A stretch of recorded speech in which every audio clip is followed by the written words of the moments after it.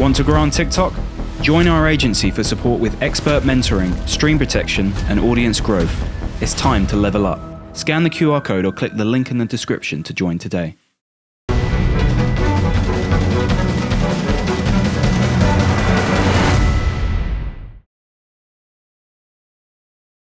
Khan here for Seconds Out with world-renowned trainer Marc Ramsey. Marc, good to see you. When did you land in the UK? We arrived last Saturday. So about a week here in the UK to prepare for time differences and just getting acclimatized to maybe not the weather. Is the weather about the same as it is in Canada? Actually, it's a little bit more hot in Canada right now, but we know that in November it's going to be like snow and like the weather is more stable here. In terms of Dave Allen as the opponent, where does Dave rank amongst Arslanbek's previous opponents? He's a good fighter, but the thing that we respect the most about him, like he's a real fighter. Like we know that he's gonna come the night of the fight and he's gonna fight like good courage, and he's a real fighter.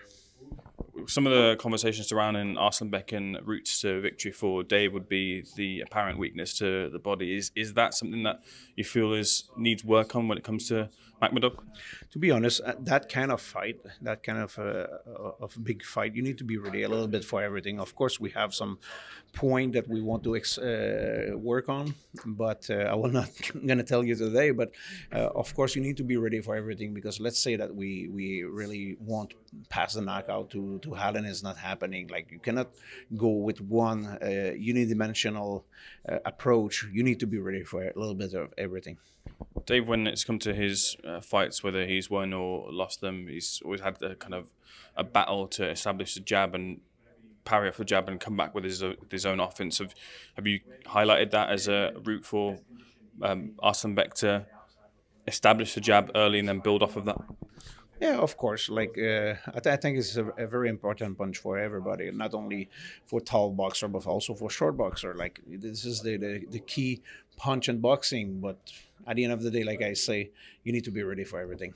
Does Arslanbek get credit for his skill set, his repertoire, outside of just being with the heavyweight boxing? We can always kind of focus on punch power and that being the finish to fights, but do you believe he gets the credit amongst boxing fans for his skill sets?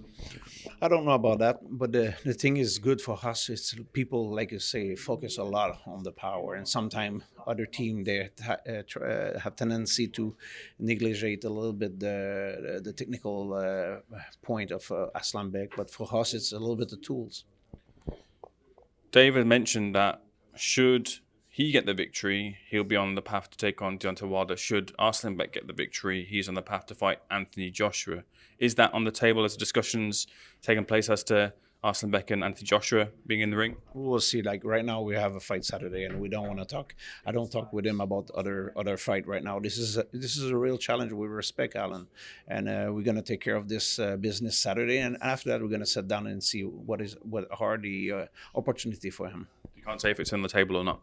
No, we have nothing right now. Fair enough. Just to take the focus off of Arslanbek for the moment, we spoke a few months back, I think it was, about the potential that Artur Beterbiev and Bivol get back in the ring. Obviously, it's come out that Bivol went in for back surgery, he's on the road to recovery, and Artur Beterbiev now has another opponent in line. But the future for that third fight between Beterviev and Bivol? Yeah, but the thing is, right now we don't have any news about a fight, even the fight that he's supposed to make in January in Saudi Arabia. Like, I don't know if Artur is going to fight, yes or no. Really? So there's no current solidification of that actually happening? I have no news about this. Okay. So what is the current position in terms of getting an opponent then for Beterbiev? About Beterviev. I'm here for Arslanbek Makhmudov. Okay, fair enough. So the other fight that concerns yourself is Christian Mbilli and Leslie Martinez. A great fight, first of all, the first time around. Can we discuss kind of how you thought that fight unfolded? It was a good challenge. Like we know before the fight, when we accept to fight Martinez, like nobody in the world stage know him already, but I follow him since he's an amateur. He was a very good amateur, tough guy, good power. We know that before we go into that ring, that's going to be a tough fight, and this is exactly what that was. And I believe the fan what they want, a good fight. Do you believe that Mbilli deserved his hand raised? Well, we think we did enough to win the fight, but it was a close fight. I don't want to say that it was a steal or some stuff like this. This is a responsibility to go back in the gym and to do better next time. What did Christian say about Martinez? Was he at all surprised by what he brought to the ring? No, because we know him, like we study him. I know him, like I say, I know him from the amateur level. I know what kind of level he is, and we prepare Christian for a tough fight. Do you consider it just small tweaks then to get the victory the second time round? We'll see. Right now, we don't have any kind of negotiation for a rematch. We'll see. Okay, can I get your take, of course, on Canelo versus Crawford, which saw Crawford get the victory? What did Crawford do to beat Canelo?